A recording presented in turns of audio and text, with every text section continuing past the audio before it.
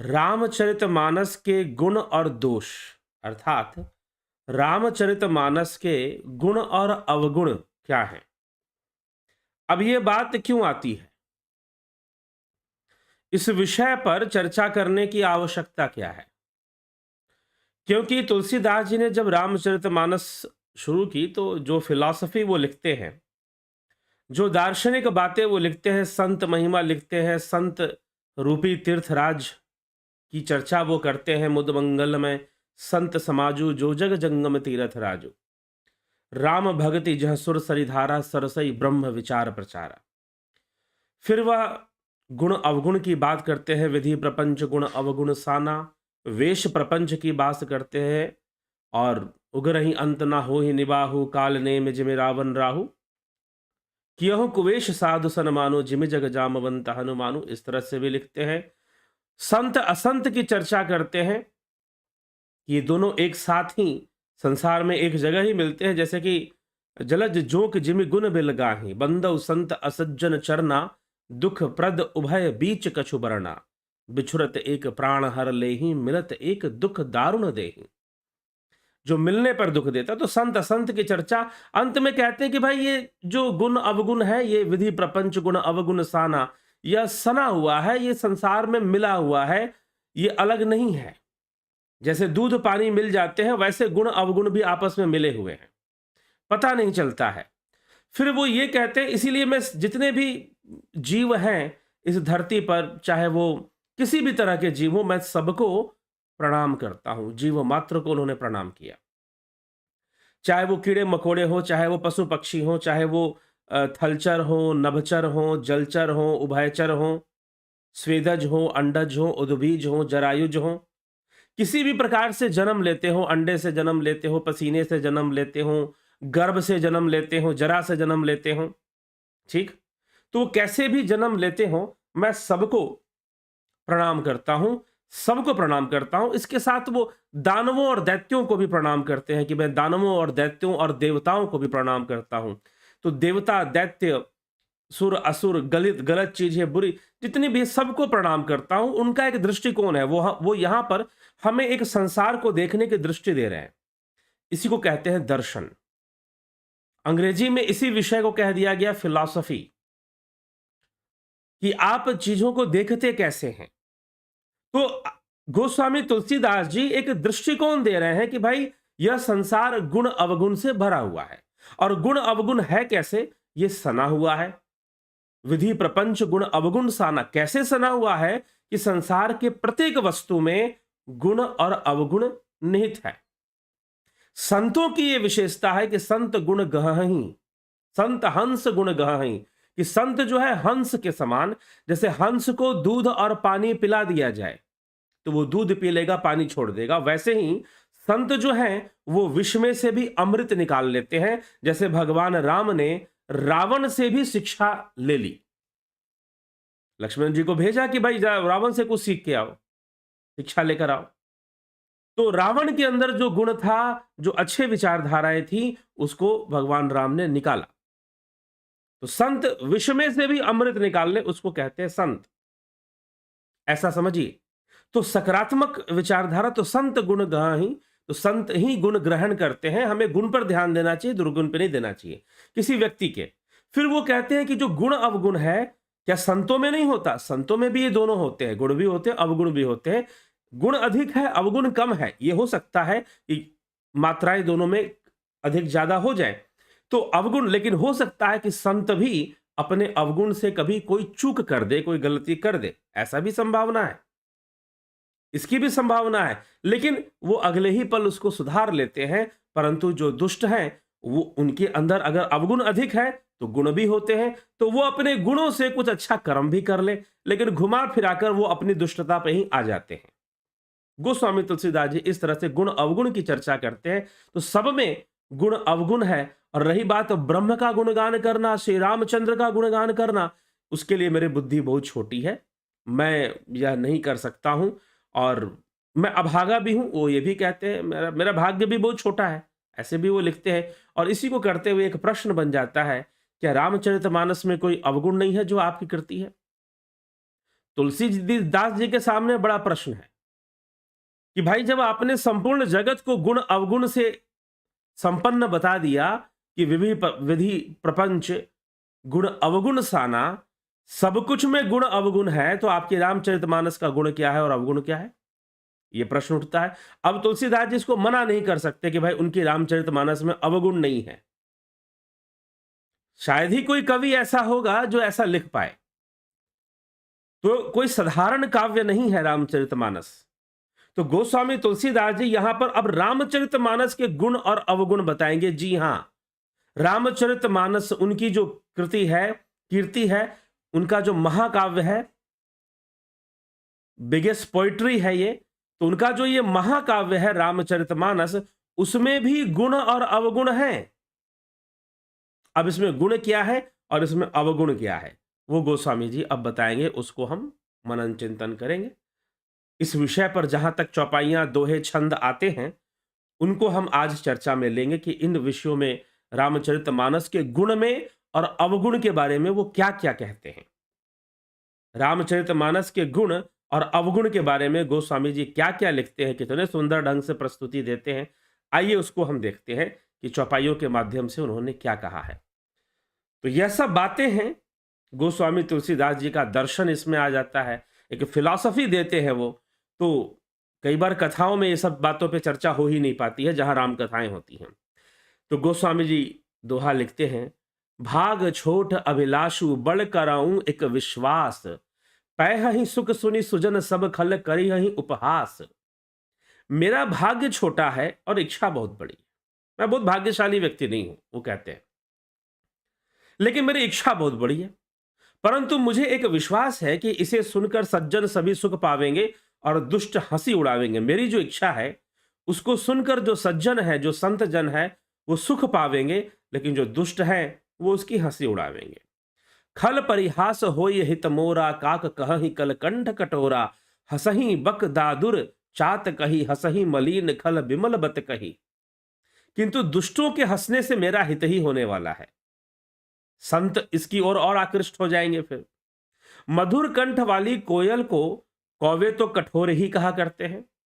अब कौवे कभी कोयल की प्रशंसा नहीं करते। वैसे दुष्ट भी मेरी इस इच्छा की कि मैं रामचरित का वर्णन करना चाहता हूं, वो कभी उनको पसंद नहीं आएगा। जैसे बगुले हंस को और मेढक पपीहे को हंसते हैं।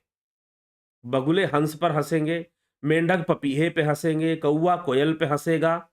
वैसे ही मलिन मन वाले और जिनके हृदय में प्रभु की भक्ति नहीं है, जो दुष्ट प्रवृत्ति के लोग हैं, वो मेरे इस रामचरितमानस पर हंस सकते हैं। कबित रसिक ना राम पद नेहु, तिन कह सुखद हास रस एहू। भाषा भमिति भोरी मति मोरी, हसीबे जोग हंसे नहीं खोरी। जो ना तो कविता के रसिक हैं और ना जिनका श्री रामचंद्र जी के चरणों में प्रेम है, मतलब प्रभु के चरणों में जिनका कोई प्रेम नहीं है, श्री रामचंद्र जी के चरणों में जिनकी कोई श्रद्धा नहीं है, उनके लिए भी यह कविता सुखद हास्य रस का काम कर देगी। वो भी पढ़ ले भाई, जिनको अगर हास्य रस चाहिए तो वो भी पढ़ ले इसको। प्रथम तो यह भाषा की रचना और दूसरे मेरी बुद्धि भोली है। एक तो भाषा की यह रचना है और मेरी भाषा की रचना मतलब ये गंवाली भाषा में लिखी गई है, गांव की भाषा में लिखी गई है, जो गांवों में लोग बोलते हैं, ग्रामीण क्षेत्र में लोग जो बोलते हैं उस भाषा में मैंने इसको लिखा है। तो और मेरी बुद्धि भी बहुत भोली है, इससे यह हंसने के योग्य ही है। मतलब उपहास करिए इसका। वो परमिशन दे रहे हैं कि अगर आपको मेरे रामचरितमानस का मजाक उड़ाना है तो उड़ाइए, चलिए, मुझे इससे कोई आपत्ति नहीं होगी।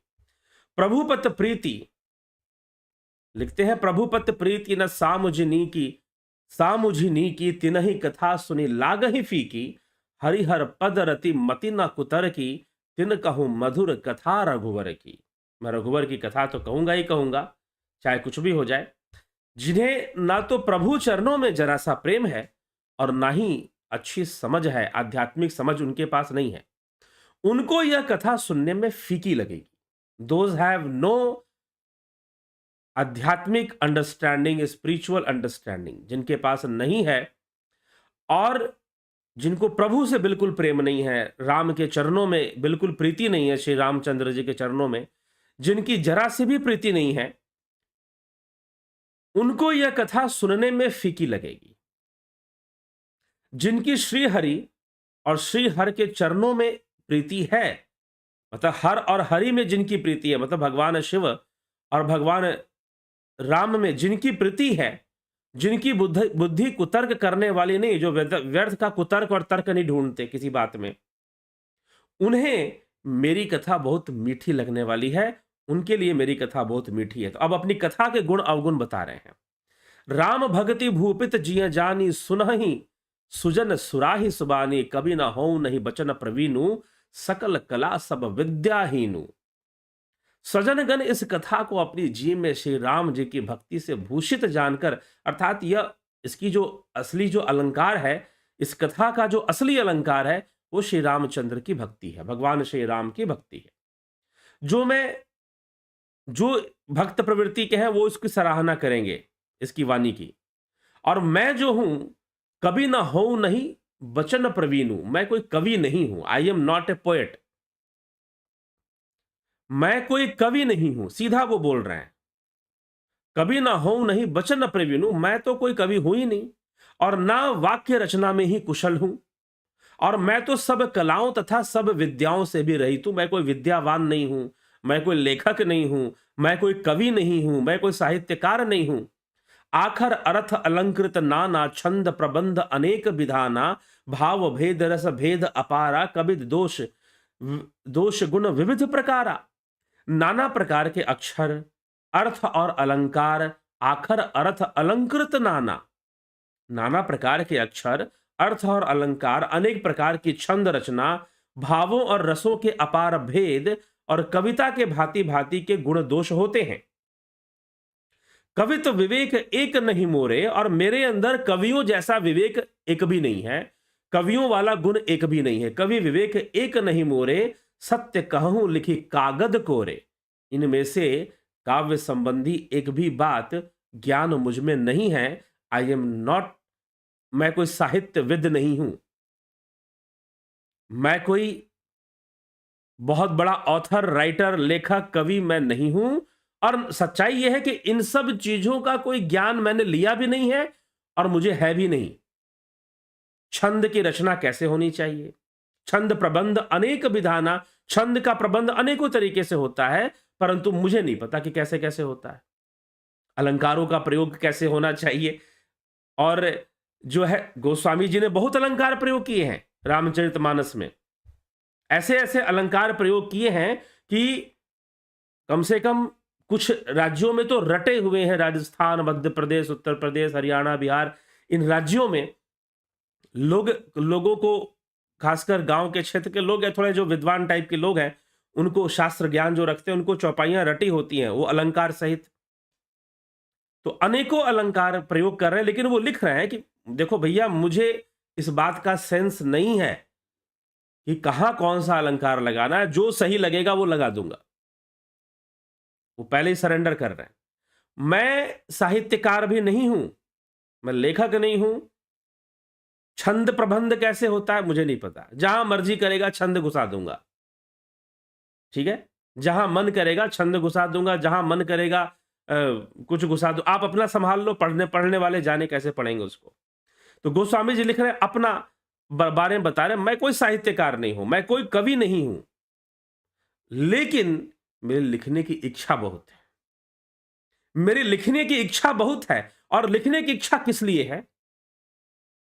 लिखने की इच्छा इसलिए है क्योंकि मुझे संतोष चाहिए। मैं अपने संतोष के लिए, मैं अपने, देखिए कोई भी समाज में अच्छा काम करता, वाकई में उसे अच्छा काम करना है तो, उसे अच्छा कर्म करना है तो समाज में, वो इसलिए नहीं करता कि लोग उसे अपना नेता मानेंगे। हां, समाज में ऐसे छद्मवेशी, छद्म समाज सेवी होते हैं जो सोशल वर्क के नाम पर पॉलिटिक्स करना चाहते हैं, फंडिंग का गेम खेलते हैं, बहुत बड़े बड़े पैसों का घोटाला कर जाते हैं, लेकिन फोटोएं खिंचाएंगे, रिकॉर्ड बनवाएंगे और दिखाएंगे कि we are the social worker, we are the social reformer, ये दिखाएंगे वो। लेकिन जो ओरिजिनल सोशल रिफॉर्मर होता है, जो असली में सेवक होता है समाज का, वो मान बढ़ाई वो अपनी संतुष्टि के लिए, अपने संतोष के लिए कि मुझे कुछ अच्छा कर्म करके जाना है, मुझे समाज को कुछ अच्छा देकर जाना है। वो दुनिया में उसको मान मिलेगा नहीं मिलेगा उसका मतलब नहीं है। मी शुड बी सेटिस्फाइड, मुझे संतोष होना चाहिए कि I have done something good. ठीक है, कितने लोगों ने उसे पढ़ा, कितने लोगों ने, तुलसीदास जी इसको मानस लिखने के कुछ समय बाद उन्होंने देह त्याग दिया था। तो फिर प्रश्न ये बनता है कि उनको क्या पता कितने, जब तक वो जीवित रहे तब तक तो क्रिटिसिज्म मिला, उनको आलोचनाओं का सामना करना पड़ा, क्रिटिसिज्म का सामना करना पड़ा। उनकी मानस को कई बार जलाने की कोशिश की गई, उनके ऊपर कई बार आघात किया गया कई तरीके से। तो ऐसी समस्याओं का उन्होंने सामना किया। ये अलग बात है कि उसके बाद मानस ने इतनी पकड़ बना ली कि घर घर में अगर आप कुछ राज्यों में जाएंगे और उनसे पूछेंगे कि आपके घर में रामायण है, और ले आइए। उत्तर प्रदेश, हरियाणा, बिहार, मध्य प्रदेश और भी कुछ राज्यों में, गुजरात में भी आपको मिलेगा, मानस मिलती है। तो हरियाणा भी हो गया, राजस्थान, इन राज्यों में अगर आप किसी घर में जाएं और बोले कि रामायण हमको ला कर दीजिए, अगर आपके घर में है, तो वो आपको 90% 99% चांस है कि वो रामचरितमानस आपको लाके हाथ में पकड़ा देगा। मतलब रामायण के नाम पर रामचरितमानस ही घर घर में मिलेगी। ठीक है, तो ये गोस्वामी तुलसीदास जी का नेतृत्व है, ये उनकी रचना। इस मानस ने समाज का नेतृत्व करना शुरू कर दिया। ऐसी ऐसी बातें इसमें लिखी गई हैं। तो गोस्वामी तुलसीदास जी कह रहे हैं कि मैं पोएट नहीं हूं। अगर आपको पोएट्री अच्छी लगती है मानस की तो बहुत अच्छी बात है, महाकाव्य है ये, पद रचना है ये, तो आप इसको गाइए, सुनिए। और लोग गाते हैं, सुनते हैं, तो आपको अच्छी लगती है तो आप इसको सुनिए, इसको गाइए। लेकिन मैं कोई कवि नहीं हूं, मुझे जो अलंकार अच्छा लगेगा लगा दूंगा, जहां छंद घुसाना होगा घुसा दूंगा, जहां पर जो करना होगा मैं कर दूंगा। मुझे साहित्य का ज्ञान नहीं है, मुझे विवेक नहीं है कि काव्य रचना कैसे करनी चाहिए, मुझे इन सब बातों का कोई ज्ञान नहीं है। लेकिन मेरी इच्छा बड़ी तीव्र है, मेरी इच्छा बड़ी तीव्र है कि मुझे ये लिखना है, मुझे समाज को कुछ देना है। ठीक है, इस उद्देश्य से गोस्वामी जी लिख रहे हैं, इस उद्देश्य से गोस्वामी जी रामचरितमानस की रचना कर रहे हैं। तो अब वो बता रहे हैं कि भाई देखो, एक तो ये परिस्थिति है कि मुझे कुछ आता जाता तो है नहीं, और जब मुझे आता जाता तो स्वाभाविक है इसमें अवगुण तो आ ही जाएंगे, और अवगुण का कारण मैं स्वयं हूं। अगर रामचरितमानस में कोई अवगुण है तो उसका कारण मैं स्वयं हूं, तुलसीदास जी कहते हैं। और अवगुण तो है, क्योंकि संसार के प्रत्येक वस्तु में अवगुण है। गुण अवगुण संसार के प्रत्येक वस्तु में है। विधि प्रपंच गुण अवगुण साना, कौन सी ऐसी वस्तु है जिसमें गुण और अवगुण ना होंगे? ठीक है, तो गोस्वामी जी इसी तथ्य को यहां पे प्रकट करते हुए आगे बढ़ते हैं। तो आगे देखिए क्या लिखते हैं, इसलिए मानस क्यों विशेष है ये समझ में आएगा। तो कवित विवेक एक नहीं मोरे, सत्य कहूं लिखी कागज कोरे, इनमें से काव्य संबंधी एक भी बात का ज्ञान मुझे नहीं है। Single point, I don't know about a single point of poetry. मुझे काव्य संबंधी एक भी बात का ज्ञान मुझ में नहीं है, और मैं कोरे कागज पर लिखकर सत्य सत्य कहता हूं। मतलब कि मैं साइन करके दे रहा हूं, शपथ पूर्वक मैं एक कागज पर लिख देता हूं कि मुझे काव्य रचना के बारे में कुछ भी नहीं आता, कि पोएट्री कैसे लिखनी चाहिए, मुझे कुछ भी नहीं आता, फिर भी मैं लिखने जा रहा हूं। और ये इस बात की मैं शपथ पत्र दे सकता हूं, लिखकर मैं साइन कर सकता हूं कि मैंने काव्य रचना, साहित्य रचना की कोई शिक्षा दीक्षा कहीं से भी नहीं ली है। भनिति मोरी सब गुण रहित, विश्व विदित गुण एक, सो विचार सुनहि सुमति जिनके विमल विवेक। मेरी रचना सब गुणों से रहित है, मेरी रचना में कोई गुण नहीं है, गुणहीन है यह, इसमें बस जगत प्रसिद्ध एक ही गुण है। गोस्वामी जी कहते हैं कि मेरी रचना में अगर आप गुण ढूंढोगे तो इसमें अवगुण ही भरे हुए हैं, इसमें गुण है ही नहीं। गोस्वामी जी की घोषणा है कि रामचरितमानस में अवगुण ही भरे हुए हैं, और उसका कारण मैं स्वयं हूं। वो अपने आप को ही कारण बता रहे कि लेखक ही सबसे बड़ा अवगुणी है इसमें। रामचरितमानस में लेखक ही सबसे बड़ा अवगुणी है, और मेरे अंदर बहुत सारे अवगुण हैं, और मैं रचना सब गुणों से रहित, इसमें बस जगत प्रसिद्ध एक ही गुण है, उसे विचार कर अच्छी बुद्धि वाले पुरुष जिनके निर्मल ज्ञान है उसको सुनेंगे। यही मह रघुपति नाम उदारा, अति पावन पुराण श्रुति सारा, मंगल भवन अमंगल हारी, उमा सहित जही जपत पुरारी। इसमें श्री रघुनाथ जी का उदार नाम है जो अत्यंत पवित्र है, वेद पुराणों का सार है। इसमें कल्याण का भवन है और अमंगलों को हरने वाले, जिसे पार्वती सहित भगवान भोलेनाथ सदा जपा करते हैं, वो राम का नाम है इसके अंदर, वो इसमें आपको मिलेगा। भवित विचित्र सुकभि कृत जो, राम नाम बिनु सोहन सो, विधु वदनी सब भांति सचारी, सोहन बसन बिना बर नारी। जो अच्छे कवि के द्वारा रची हुई बड़ी अनूठी कविता है, वह भी राम नाम के बिना शोभा नहीं पाती है। जो अच्छे कवि के द्वारा रची हुई, अगर मान लो कोई अच्छी कवि है, वो बहुत अच्छी कविता, लेकिन उसमें राम का नाम नहीं है, तो फिर उसमें कुछ कमी है। ये उनका अवगुण, दूसरे कविताओं का अवगुण वो बता रहे हैं। मेरी कविता का, उनके काव्य का, उनकी रामचरितमानस का अवगुण ये है कि भाई लेखक जो है उसको कुछ आता जाता नहीं है, वो साहित्य का ज्ञान नहीं है उसको, कविता का ज्ञान नहीं है उसको, लिख रहा है, कोई इसमें अच्छी बात नहीं है, ये अवगुणों से भरी हुई है। लेकिन सबसे बड़ी गुण इसमें यह है कि इसमें राम की भक्ति है। लेकिन जो दूसरे कवि हैं, जो बड़े बड़े काव्यकार हैं, वो कविता तो लिखते हैं लेकिन उनमें राम का नाम नहीं, तो ये उनका अवगुण भी गोस्वामी जी बता रहे हैं। जैसे चंद्रमा के समान मुख वाली सुंदर स्त्री सब प्रकार से सुसज्जित होने पर भी आभूषणों के बिना शोभा नहीं देती, वस्त्रों के बिना शोभा नहीं देती। सब गुण रहित कुकबि कृत बानी, राम नाम जस अंकित जानी, सादर कहि सुनहि बुध ताही, मधुकर सरित संत गुण ग्राही। सब गुण रहित, कोई गुण नहीं है। कुकवि कृत वाणी, इसके विपरीत कुकवि की रचा। मैं कुक, अपने आप को वो कुकवि कह रहे हैं। सुकवि मतलब जो सुंदर कविता लिखने वाला है, कुकवि जिसको कविता आती नहीं है और जबरदस्ती का कवि बना हुआ है, तो अपने लिए वो कह रहे हैं कि मैं कुकवि हूं। यह रामचरितमानस कुकवि की रचना है, सुकवि की रचना नहीं। तो अपने लिए ऐसे शब्दों का प्रयोग, अब ये मानस की विशेषता ही यही है। कई जगहों पर आपको ऐसी बड़प्पन को दिखाने का एक तरीका बड़ा विचित्र है। मैं थोड़ा सा सुंदरकांड पे जाऊंगा। सुंदरकांड में एक विशेष प्रसंग आता है कि बजरंगबली, यद्यपि जब सुंदरकांड होगा तो उसकी बृहत व्याख्या चलेगी, वो एक अलग बात है। सुंदरकांड में प्रसंग आता है कि जब हनुमान जी, जब बजरंगबली और विभीषण जी दोनों मिलते हैं, तो विभीषण जी के सामने जब यह रहस्य प्रकट होता है कि बजरंगबली आए हैं, रामदूत हनुमान आए हैं। पहले तो ब्राह्मण वेश में जाते हैं हनुमान जी के घर में, पता नहीं रावण का ये विष्णु चिन्ह इस पे बना हुआ है, धनुष बाण का चिन्ह बना हुआ है, तो यह क्या है, किसका घर है भाई? हनुमान जी जाते हैं पता करने वेश बदलकर।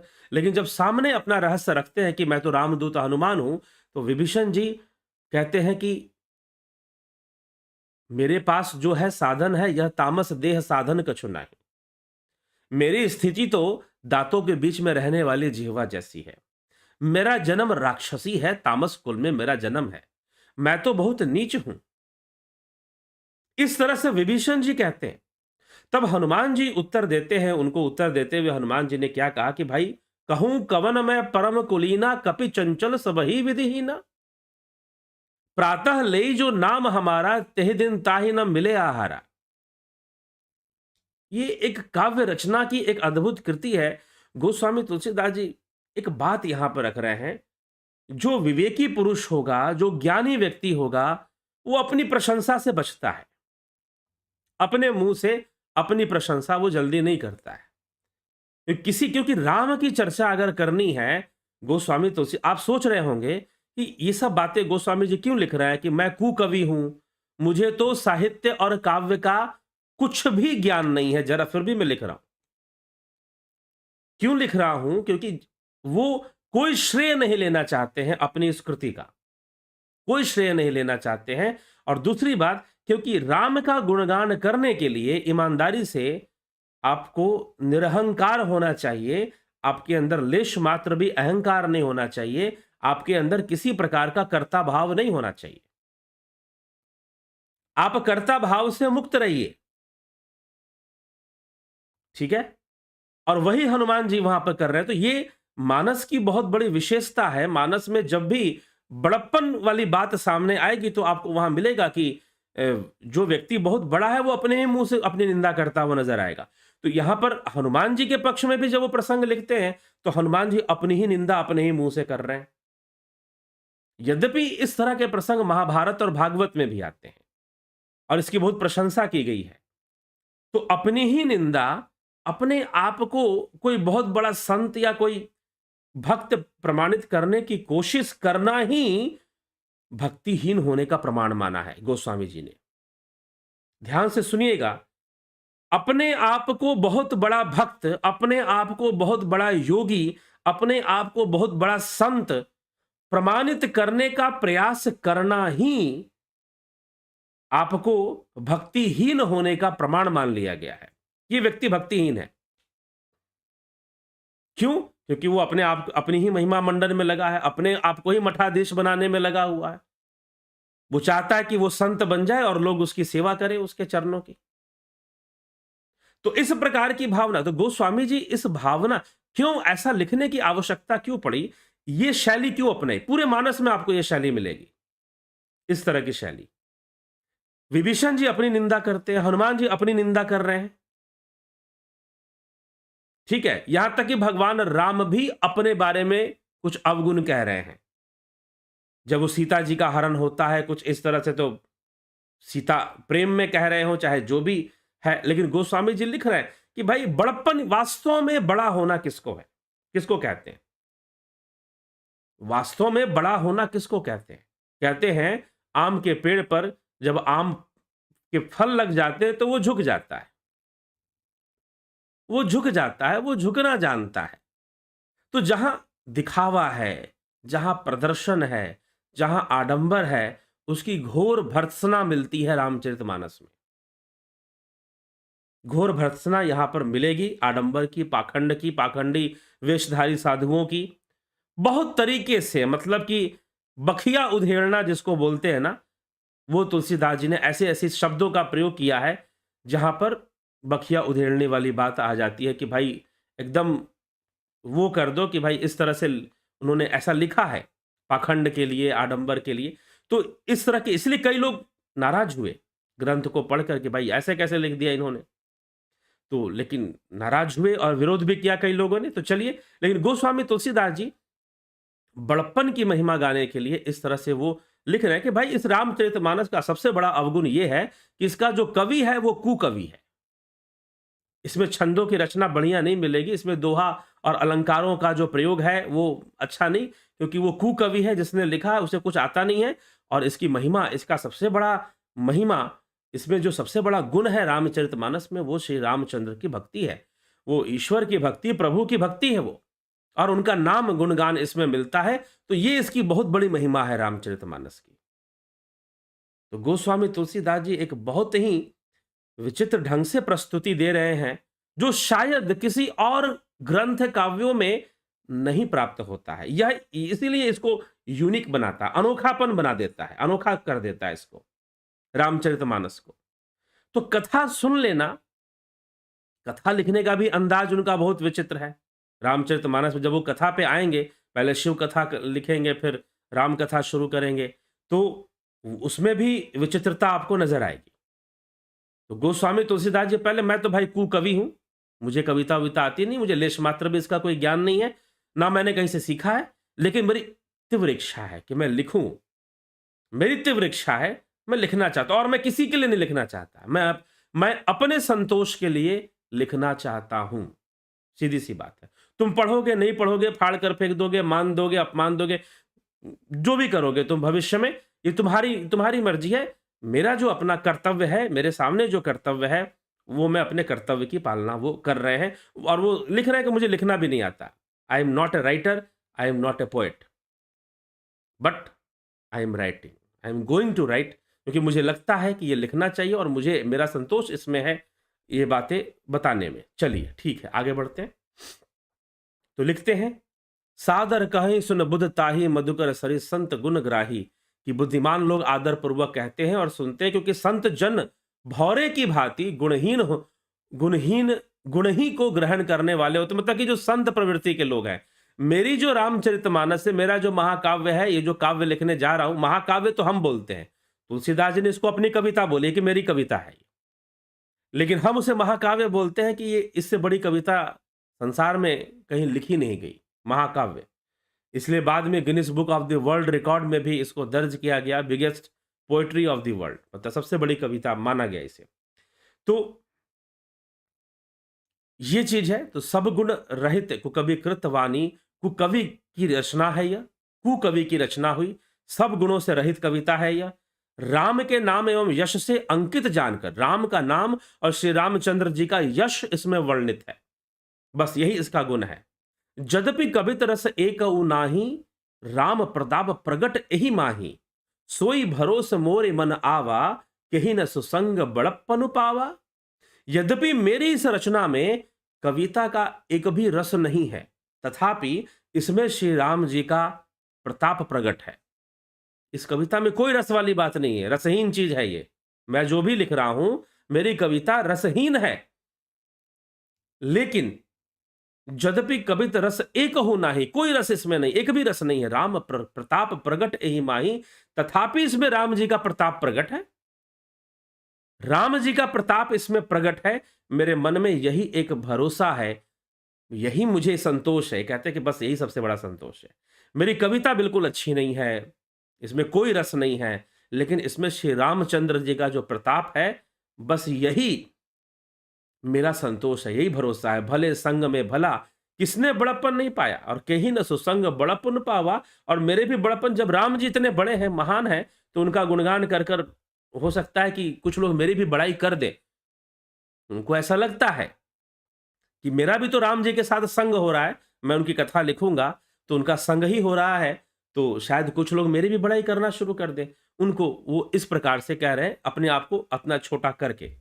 धुमऊ तजई सहज करुआई, अगर प्रसंग सुगंध बसाई, भनीति भदेश वस्तु भली भरनी, राम कथा जग मंगल करनी। धुआं भी अगर के संग से सुगंधित हो जाता है। बताओ, धुआं को लोग बर्दाश्त नहीं करना चाहते। धुआं चेहरे पे नहीं आता, उसमें कालिक होती है, वो श्वासों की प्रॉब्लम कर सकता है। लेकिन अगर उसमें अगर मिला हुआ है, अगर जिससे अगरबत्तियां बनती हैं, धूप बत्ती बनती है, अगर उसमें अगर का सुगंध मिला हुआ है, तो वो धुआं अपने कड़वेपन को छोड़ देता है। मेरी कविता अवश्य भद्दी है, भनीति भदेश वस्तु भली बरनी। मेरी कविता क्या है? बहुत बेकार काव्य रचना है ये, बहुत लो कैटेगरी का यह कविता है ये। मेरी कविता अवश्य बहुत भद्दी है, परंतु इसमें जगत कल्याण करने वाली राम कथा रूपी उत्तम वस्तु का वर्णन किया हुआ है। इसमें राम कथा रूपी उत्तम वस्तु का वर्णन किया हुआ है, यही इसकी विशेषता है, और कोई विशेषता इसमें नहीं है। मंगल करनी कलिमल हरनी, तुलसी कथा रघुनाथ की, गति कूर कविता सरित क्यों जो सरित पावन पात की। प्रभु सुजत संगति भनती, भली हो ही सुजन मन भावनी, भव अंग भूति मसान की, सुमिरत सुहावनी पावनी। छंद रचना कर दी गोस्वामी जी ने, छंद रचना यहां पर हो गई। तुलसीदास जी कहते हैं कि श्री रघुनाथ जी की कथा कल्याण करने वाली और कलयुग के पापों को हरने वाली है। मेरी इस भद्दी कविता रूपी नदी के चाल पवित्र जल वाली की चाल की भांति टेढ़ी है। जल तो पवित्र है, लेकिन चाल इसकी टेढ़ी है। प्रभु श्री रघुनाथ जी की सुंदर यश के संग से यह कविता सुंदर तथा सज्जनों को मन को भाने वाली हो जाएगी। मुझे विश्वास है कि चलो ये भद्दी कविता है, लेकिन फिर भी प्रभु का यश तो इसमें है ही, एक गुण तो इसमें है ही, और ये गुण प्रभु के कारण है, मेरे कारण तो है नहीं। गोस्वामी जी कहते हैं, यह जो गुण इसमें आ रहा है कि इसमें प्रभु की यश वर्णन इसमें आ रहा है, तो प्रभु के कारण आ रहा है, मेरे कारण नहीं आ रहा है। और ये उसमें गुणगान है, तो ये लोगों को रोचक लगेगी, क्योंकि इसमें प्रभु का गुणगान है। शमशान की अपवित्र राख भी श्री महादेव जी के अंग के संग से सुहावनी लगती है। कितनी बढ़िया उपमा दी है, कितना बढ़िया अलंकार दिया है कि जैसे शमशान की राख अपवित्र मानी जाती है, लेकिन वही राख अगर, वही भभूत अगर शिव जी के देह पर लग जाए, शमशान की अपवित्र राख भी महादेव जी के अंग के संग सुहावनी लगती है। फिर वो पवित्र हो जाती है जब शिव जी के शरीर पे लग गई। तो शमशान की राख अपवित्र है, लेकिन जब वो महादेव जी के शरीर पे लग गई, भगवान भोलेनाथ के देह पर लग गई, तो वो पवित्र हो जाती है। वैसे ही मेरी काव्य की अगर पवित्रता है, तो वो श्री रामचंद्र जी का गुणगान है और भगवान भोलेनाथ का गुणगान है, शिव जी का गुणगान है, हर और हरि का गुणगान इसमें है। यही इसकी मुख्य विशेषता है। बाकी भैया कवि तो बिल्कुल अनाड़ी है। कवि को कवि नहीं, ये कुकवि है। अपने आप को वो कुकवि लिखते हैं कि मैं कुकवि हूं। सुकवि नहीं, कुकवि हूं मैं।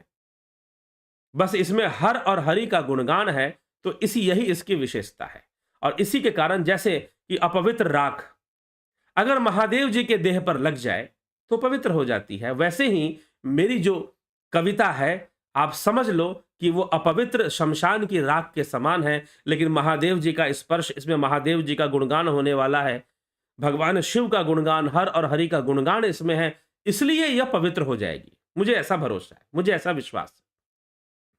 इस प्रकार से गोस्वामी तुलसीदास जी सुंदर ढंग से, आकर्षक और रोचक ढंग से रामचरितमानस के बारे में बता रहे हैं कि इसमें निहित क्या है। ठीक है। श्याम सुरभिपय बिसद अति गुणद करहि सब पान, गिरा ग्राम में सिय राम जस गावहि सुनहि सुजान। श्यामा गौ काली होने पर भी उसका जो दूध है वो तो सफेद ही होता है, बहुत गुणकारी होता है। श्यामा गांव जो काली गाय होती है, वही समझकर सब लोग उसे पीते हैं। इसी तरह गंवारू भाषा में मैंने कविता लिखी है। किस भाषा में लिखी है? गंवारों की भाषा में। ठीक है, जिसको पढ़े लिखे लोग नहीं बोलते, क्योंकि पढ़े लिखे लोग तो संस्कृत बोलते थे। गिरा ग्राम में सिय राम जैसे गावहि सुनहि सुजान। लेकिन प्रभु की ऐसी इच्छा हुई, भगवान भोलेनाथ की ऐसी इच्छा हुई कि तुम अवधी भाषा में लिखो, तो मैं इसे गंवारू भाषा में लिख रहा हूं। इसी तरह गंवारू भाषा में होने पर भी श्री सीताराम जी के यश को बुद्धिमान लोग बड़े चाव से गाते हैं और सुनते हैं। मणिमाणिक मुकुता छवि जैसी, अहि गिरि गज सिर सोहन तैसे, नृप किरीट तरनु तनु पाई, लहहि सकल शोभा अधिकाई। मणिमाणिक मोती जैसे, जैसे कि हीरे मोती होते ना, वो कहां पर शोभा देते हैं? या तो राजा के मुकुट पे, सांप और पर्वत और हाथियों पर यह मणि, सो अगर खान में पड़ा हुआ हीरा शोभा नहीं देता, अगर गले में लॉकेट डाल लो हीरा का तो फिर वो चमकता है। ठीक है, तो वैसे ही कह रहे हैं कि भाई शोभा कहां मिलेगी? तो या तो राजा के मुकुट पे या किसी नव युवती के वस्त्र पे, किसी नव युवती स्त्री के शरीर को अगर मणिमाणिकों का गहना पहनाया जाए तो उस पर बड़ी सुंदर लगेगी वो, या फिर राजा के मुकुट पर लगेगी। ऐसे तो सुंदर लगेगी नहीं। तैसे ही सुकवि कवित बुद्ध कहाही, उपजही अनल अनत छवि लहाही, भगति हेतु विदु भवन बिहाई, सुमृत सारद आवति धाई। इसी तरह बुद्धिमान लोग कहते हैं कि सुकवि की कविता भी उत्पन्न और कहीं होती है, शोभा कहीं अन्यत्र पाती है। तो चलो, मेरे विरोधी यहां पर बहुत है, विरोध करेंगे, लेकिन दूसरे क्षेत्रों में जाकर हो सकता है कि मेरी कविता का सम्मान होगा और उसको लोग जरूर पढ़ेंगे। रामचरित सर बिनु अनहवाहे, सो श्रम जाई न कोटि उपाय, कवि को विद अस हृदय विचारी, गावहि हरि जस कली भर मलहारी। सरस्वती जी की दौड़ी आने की वह थकावट रामचरित रूपी सरोवर में उन्हें नहलाए बिना दूसरे करोड़ों उपाय से दूर नहीं हो सकता।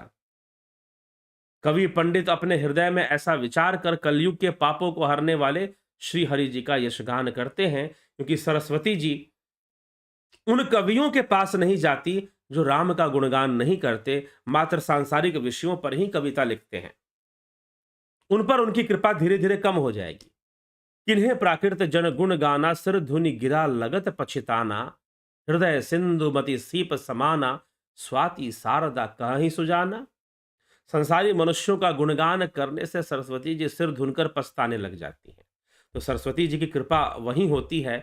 मुझे ऐसा विश्वास है कि सरस्वती जी की कृपा वही होती है जो सच्चे मन से भगवान का गुणगान करने वाला है, उसकी वो सहायता करती हैं। तो हो सकता है कि माता सरस्वती साहित्य, कला और विद्या की देवी,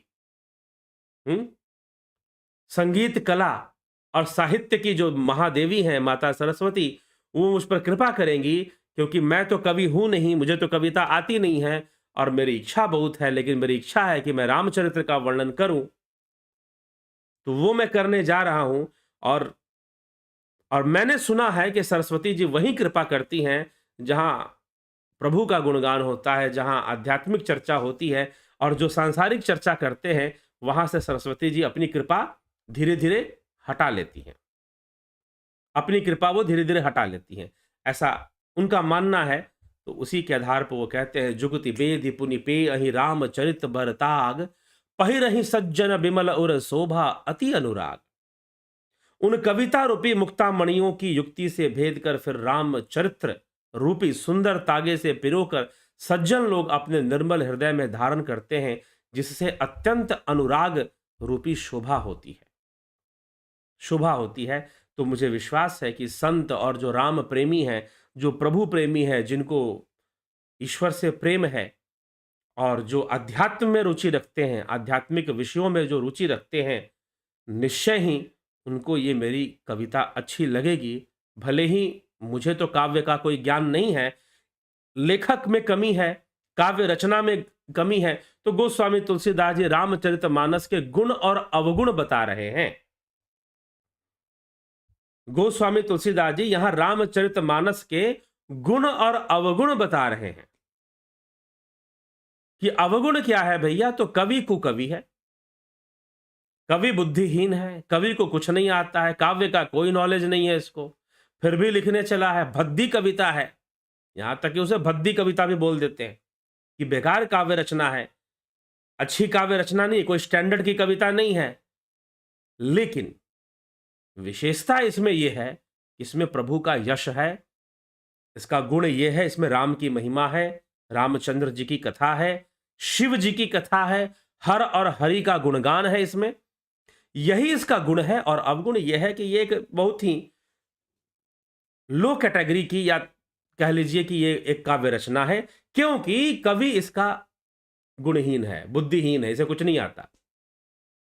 साहित्य के बारे में हाँ ठीक है, ऐसे तो गोस्वामी तुलसीदास जी संस्कृत के विद्वान, और वो संस्कृत में ही सब कुछ लिखने वाले थे पहले, और संस्कृत में ही लिखना शुरू करते हैं, फिर अवधि पर आते हैं, तो ठीक है। तो गोस्वामी जी लेकिन फिर भी कह रहे हैं कि मुझे काव्य रचना नहीं आती, मैं कोई कवि नहीं हूं, मैं कुकवि हूं, और मेरी बुद्धि भी बहुत छोटी है, और मैं भाग्यहीन भी हूं। तो मेरी ये स्थिति है, और मैं फिर भी मेरी इच्छा है कि मैं लिखूं, क्योंकि मुझे ऐसा लगता है कि इस रामचरितमानस के माध्यम से समाज को कुछ देना है, बताना है, समझाना है। अपने संतोष के लिए मैं एक सेवा लिख रहा हूं, पता नहीं किसी को अच्छी लगेगी नहीं लगेगी, काव्य रचना के दृष्टि से तो बिल्कुल अच्छी नहीं है, परंतु इसमें भगवान राम का गुणगान है, यही इसका गुण है। और इसका ये अवगुण है कि भाई इसका कवि अच्छा है, लेकिन आप जब रामचरितमानस का बहुत प्रचार हो गया, रामचरितमानस जब घर घर में पहुंच गई, विद्वानों के पास पहुंच गई, तो सबसे ज्यादा प्रशंसा इसके काव्य रचना की हुई। क्योंकि ये गाने में इतना सरल हो गई, इसका गायन इतना सरल है कि लोग आसानी से गा जाते हैं, और कई बार वो गाते गाते ऐसे हैं। अब हनुमान चालीसा है, देख लो, अवधी भाषा में तुलसीदास जी की रचना है। अब लोग कैसे पढ़ते हैं उसको, राजधानी एक्सप्रेस की तरह पढ़ जाएंगे, एकदम स्पीड में पढ़ जाएंगे, क्योंकि पढ़ना बहुत सरल हो गया, इसका गायन बहुत आसान हो गया। अब संस्कृत के शब्द होते तो शायद राजधानी एक्सप्रेस में पढ़ना उनके लिए बहुत मुश्किल होता, लेकिन अवधी भाषा में है तो तुरंत एकदम पढ़ना शुरू करेंगे तो एक सांस में पढ़ जाएंगे कुछ लोग ऐसे हनुमान चालीसा। ठीक, तो इस प्रकार से गोस्वामी तुलसीदास जी की ये रचना वो लिख रहे हैं, काव्य रचना की इतनी प्रशंसा हुई, साहित्यकारों ने, बाद में विद्वानों ने तुलसी के काव्य रचना की बहुत प्रशंसा की। तो बहुत प्रशंसा काव्य रचना की हुई, लेकिन गोस्वामी जी लिख रहे हैं कि भाई इसकी काव्य रचना पर वो वास्तव में वो ध्यान कहां देना चाहते हैं। वो अपने अवगुणों को गिना रहे कि मैं बुद्धि छोटी है, मैं भाग्यहीन भी हूं, और मुझे कविता भी नहीं आती, बिल्कुल नहीं आती। अपने आप को कुकवि कह रहे हैं कि मैं कुकवि हूं। फिर भी क्यों कह रहे हैं कि भाई तुम काव्य रचना और साहित्य रचना पर ध्यान मत दो, इसमें जो भगवान की भक्ति है उस पर ध्यान दो। वही इसकी विशेषता है, वही उसका गुण है। और इसका अवगुण है कि इसके जो रचनाकार है वो कुकवि है, उसके पास बुद्धि छोटी है, उसका भाग्यहीन है, और वो अच्छी कविता नहीं लिखता है, ना उसे छंद प्रबंध कैसे करते उसको नहीं पता। अलंकारों का प्रयोग कैसे करते हैं उसको नहीं पता, उपमाओं का प्रयोग कैसे करते हैं उसको नहीं पता, कवि को कुछ नहीं पता, लेकिन फिर भी लिखने चला है। ये गोस्वामी जी कह रहे हैं। तो रामचरितमानस का ये अवगुण है और गुण है कि इसमें हर और हरि की महिमा है, श्री रामचंद्र जी का यशगान है, उनके प्रताप को इसमें लिखा गया है, उनका महाप्रताप इसमें मिलेगा। तो ये समझकर इस उद्देश्य से जो पढ़ेंगे, जो आध्यात्मिक ज्ञान, आध्यात्मिकता को समझने और ईश्वर प्रेम में जो पढ़ेंगे, उनको इसमें बहुत कुछ मिलने वाला है। तो कुछ ऐसी बातें यहाँ पर वो समझा रहे हैं। तो ये रामचरितमानस, और भी ऐसे बहुत सारे अभी पॉइंट आगे आपको मिलेंगे कि जो बहुत महत्व रखते हैं, उनको समझना और जानना। तो गोस्वामी जी आगे क्या लिखने वाले हैं, चलिए, हो सकता है कि वो इससे भी बड़ी बात कुछ और लिखने वाले हैं। तो कल के लाइव चर्चा में उस विषय को हम ले आएंगे। आप जुड़े रहें, बने रहें। धीरे धीरे कथाओं का भी सिलसिला शुरू हो जाएगा। पहले शिव जी की कथा के सिलसिला शुरू होगा, फिर भगवान राम की भी कथा, लेकिन कथाओं के बीच बीच में बहुत सारी बातें गोस्वामी तुलसीदास जी ने जो सामाजिक दृष्टिकोण से, पारिवारिक दृष्टिकोण से बहुत महत्व रखने वाली बातों को भी लिखा है, और आध्यात्मिक दृष्टिकोण से तो महत्व रखने वाली बातों को लिखा ही लिखा है।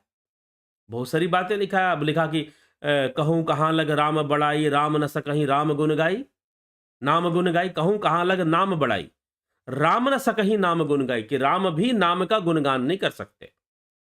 तो आध्यात्मिक रहस्य को यहां प्रकट करते हैं वो। तो कैसे, कौन सी बात सामने आती है, तो वो सारी चीजें सामने आएंगी और उस पर चर्चाएं होंगी। आध्यात्मिक चर्चा भी आ जाएगी, कुछ सामाजिक पारिवारिक विषय वाली बातें भी आ जाएंगी। तो क्योंकि परिवार है, रामायण में परिवार है, शिव कथा में भी परिवार है, तो वो चर्चाएं आएंगी ही। तो चलिए आगे बढ़ते हैं, आपकी टिप्पणियों को देखते हैं। आप जुड़े रहें, बने रहें और लाभ उठाते रहें। ठीक है। हरिमोहन गुप्ता जी, जगत नारायण जी, बहुत अभिनंदन है आपका। जोंती दत्ता जी, धनराज योगी जी, बहुत अभिनंदन। नवजोत नाथ जी, अबनी प्रधान जी, शंकर प्रसाद जी, उषा श्रीवास्तव जी, विक्रम सिंह जी, सविता नायक जी, नवजोत नाथ जी, आप छंदोग्य उपनिषद का संपूर्ण चर्चा क्यों नहीं करते? हो गया है उस पर चर्चा, क्योंकि जो आध्यात्मिक विषय है उसको काफी हद तक कवर कर लिया गया है। बाद में वो आएगा, आप विषय पे प्रश्न कर लीजिए तो अच्छा रहेगा। अब क्या है, अब मैं आपको पहले ही आगाह कर देता हूं, चैनल के अब कुछ मॉडरेटर्स होंगे जो मेरी प्रतीक्षा किए बिना, हो सकता है कि आपके कमेंट्स अगर आप विषय पर नहीं करते हैं तो वो हो सकता है कि ना हो। अब रामचरितमानस छोड़कर छांदोग्य उपनिषद पे थोड़ी ना आएंगे अभी इस समय।